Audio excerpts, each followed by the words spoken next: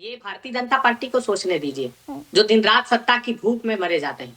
राहुल गांधी जी उस दायरे से ऊपर आ गए हैं। हमारे लिए सत्ता जो है वो सेवा का सरोकार है। हमारे लिए सत्ता जो है संसाधनों की लूट और अधिकारों की भूख नहीं है, जो भारतीय जनता पार्टी की 2029 के लिए राहुल गांधी को री-लॉन्च किया जा रहा है, क्योंकि 15 बार या 14 बार अब तक लॉन्च हो चुके, कोशिश कर ली, 55 साल के नौजवान ने कोशिश कर ली, अब ये 15वीं बार या 16वीं बार 2029 के लिए री-लॉन्च किया जा रहा है। जो आपका ये थॉट है री-लॉन्चिंग वाला, इसी के चक्कर में 3 राज्य चले गए आपके हाथ। कर्नाटक, आपके पास कोई थर्मामीटर है जिससे लगाकर आपने चेक कर लिया कहाँ जा रहा है वोटर को?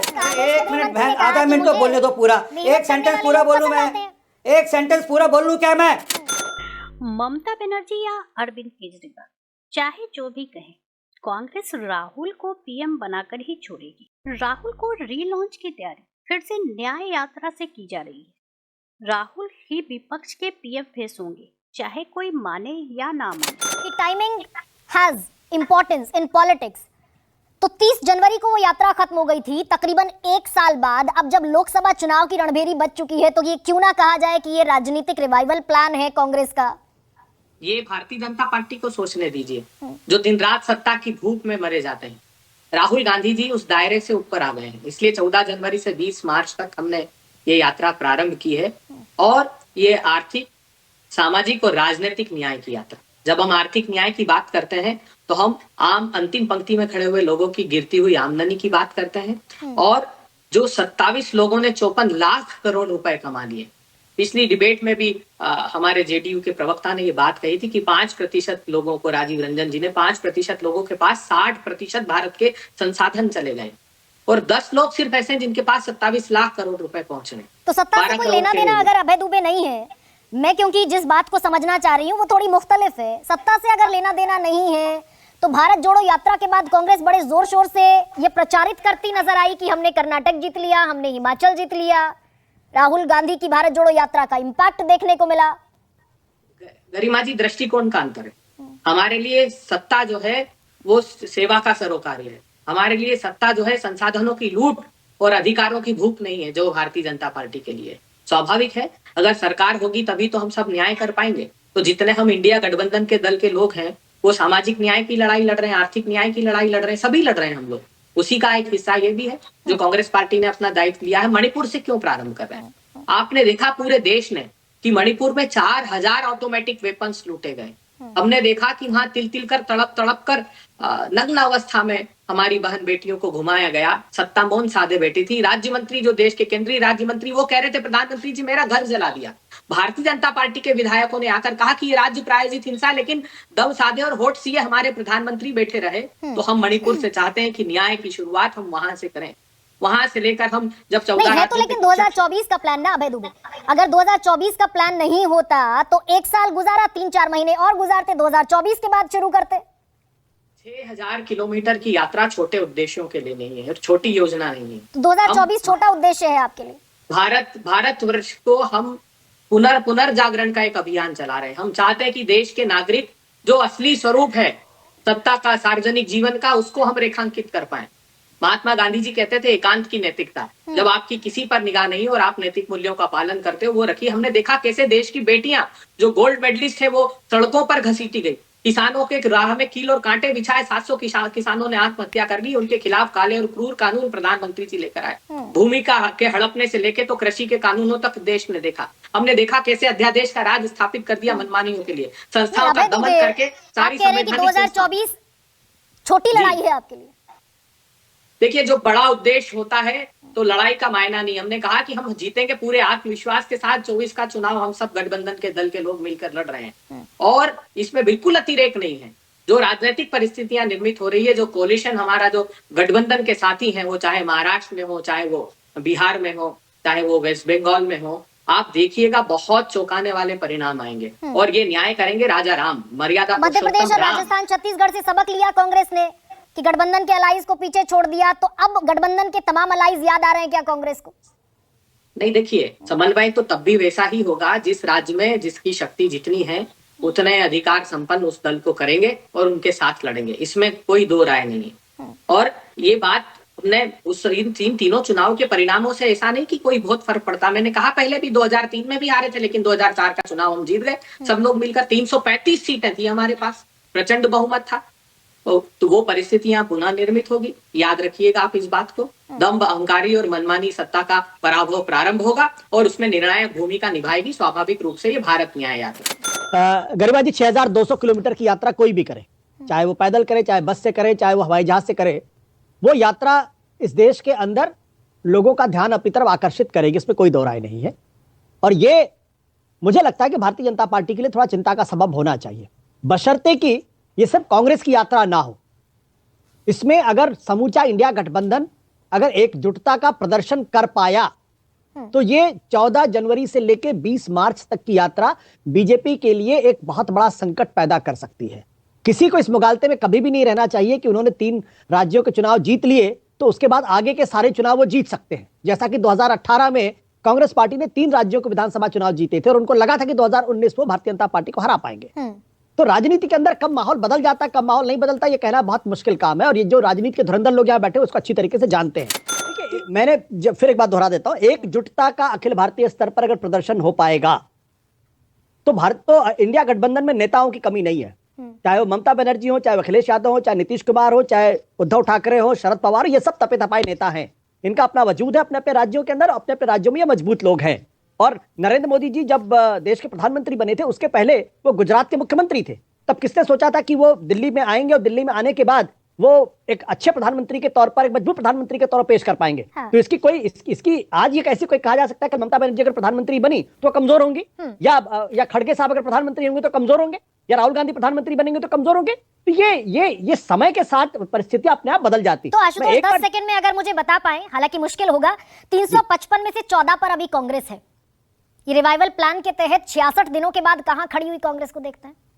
नहीं, अगर आप उसको सीटों की नजर में देखेंगे तो जरूर कांग्रेस पार्टी कम नजर आती है। लेकिन आप चारों राज्यों में जहां जहां भारतीय जनता पार्टी के साथ वो हारी है, हर राज्य के अंदर 38% से लेकर 42% तक उसका वोट शेयर है। और ये 355 में 355 और 14 कितनी बढ़त? मैं फिर वही बात आपसे कह रहा हूं, ये जो वोट परसेंटेज के हिसाब से देखिए, ये वोट परसेंटेज जब कांग्रेस भारतीय जनता पार्टी 2009 में 19% पर खड़ी हुई थी और वो 19% से 31% 2014 में आ गई। ठीक है, तो जब बीजेपी आ सकती तो कांग्रेस क्यों नहीं आ सकती? समाजवादी पार्टी 34% से बढ़ के 45% क्यों नहीं हो सकती है? तो कुल मिलाकर दिलचस्प होगा गणित। और हम उत्तर प्रदेश में तो ऑलरेडी इनका समझौता एक बार हो चुका था। 2 भाइयों की जोड़ी थी, साइकिल पर बैठकर चले थे भैया लोग। बाद में क्या रिजल्ट आया था सबने देखा था, कोई छुपा नहीं है। 6 साल हो गए आरपी सिंह उस बात को। 2017 की बात बता रहे हैं आप, 2023 में एक सेकंड, मैं बात पूरी, मैं आगे बात पूरी कर लूँ आगे प्लीज। मैं 80 में से ये तो नहीं कि कोई 40 सीटें दे देंगे इनको कांग्रेस वालों को, वो गिन चुनकर 2 सीटें मिलनी है, वो भी इसलिए क्योंकि वो परिवारवाद के चलते मिलनी है, नहीं तो इसके अलावा कुछ नहीं है उत्तर प्रदेश में। बिहार के अंदर ऑलरेडी इनका अलायंस है, कोई नया अलायंस होने वाला नहीं है। उसमें ये नहीं कि लालू यादव जेडीयू वाले इनको कोई छप्पड़ फाड़ कर सीटें देंगे कांग्रेस वालों को। नहीं भैया, तुम स्पेशल ले लो, कोटा ले लो, स्पेशल सीटें ले लो, कुछ अलग से ले लो। वेस्ट बंगाल के अंदर ममता बनर्जी इनका एकमात्र जीता हुआ विधायक अपनी पार्टी में ले गई तोड़कर, सागरडिगी से विधायक थे इनके, तोड़कर अपनी पार्टी में ले गई। और विधायकों की बात नहीं कर समझौता करने के लिए अभी भी राजी नहीं। खुद मानती है कि विधानसभा लोकसभा के चुनाव अलग अलग मुद्दों पर लड़े जाते हैं, तो अभी लोकसभा चुनाव की बात कीजिए ना। 39 लड़े थे आप बिहार में एनडीए के साथ, एनडीए गठबंधन में जेडीयू के साथ लड़े 39। मेरी बात इस बार जेडीयू नहीं है आपके साथ। महाराष्ट्र में इस बार आपके साथ आधी शिवसेना नहीं है। जी धन्यवाद। मैं पश्चिम बंगाल में वापस आ जाता हूं। मैंने ये कहा कि एकमात्र विधायक इनका था पश्चिम बंगाल में, वह भी ममता बनर्जी अपने साथ ले गई हैं। तो क्या समझौता होगा, कैसा समझौता होगा, निरंजन दा कैसे समझौते में क्या जमेगा क्या नहीं। और ममता बनर्जी ने बड़ा स्पष्ट कर रखा कि लेफ्ट के साथ कोई समझौता होगा नहीं। और आप मेरे साथ रहिएगा, 2 महीने बाद जब चुनाव के अंदर हम होंगे तब पता लग जाएगा कि कितना समझौता इनका हुआ। अच्छा, महाराष्ट्र के अंदर इनका ऑलरेडी समझौता है, कोई नया समझौता इनका होना नहीं है। जो इनके जो बाकी अब वो ये था कि पहले पूरे दल थे, वो आधे पौने अधूरे दल रह गए हैं, शायद तो उतने दल बचे ही नहीं है कि वो चुनाव के अंदर जाकर लड़ सकेंगे। तो वो शिवसेना हो, वो एनसीपी हो, वो तो कितने आधे अधूरे कुछ बचे हैं, थोड़े बहुत बचे होंगे जितने दल बचे होंगे इनके पास जो बचे हैं। तो पहले जो स्थिति थी नहीं, तो शिवसेना का शिवसैनिक होने वाली है। शिवसेना का जो कैडर है, शिवसैनिक किसे वोट देगा? उद्धव ठाकरे को देगा, शिंदे को देगा? या एनसीपी का जो वोटर है, हार्डकोर वोटर, वो शरद पवार के साथ जाएगा या फिर अजीत पवार के साथ जाएगा? आपके पास कोई थर्मामीटर है जिससे लगाकर आपने चेक कर लिया कहां जा रहा है वोटर? वो मैं पूछ रही हूं, मैं तो सवाल पूछ रही हूं जहां उनके लोग हैं, जहां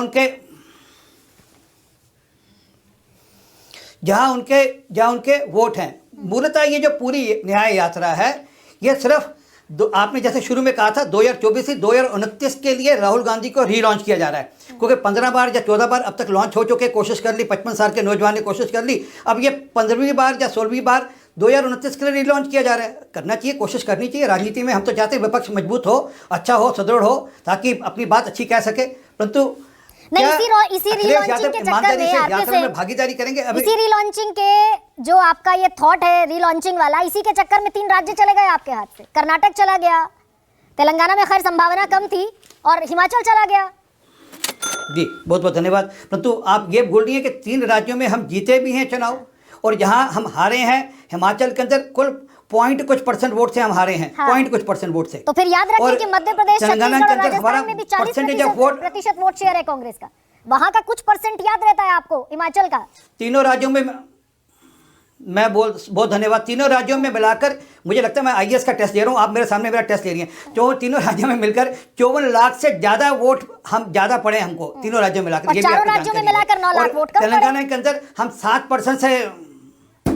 बहुत धन्यवाद। मुझे पता था अगला प्रश्न होगा, आपने मेरे को काट दिया ना, मुझे बोलने नहीं दिया, इसलिए कोई मुझे आप मेरा उत्तर जानती थी, इसलिए आपने पहले टोक दिया। तेलंगाना के अंदर हम 7 से बढ़कर 14% हुए हैं, हम 1 सीट से बढ़कर 8 सीट हुए हैं, तो ये आप चिंता मत करिए।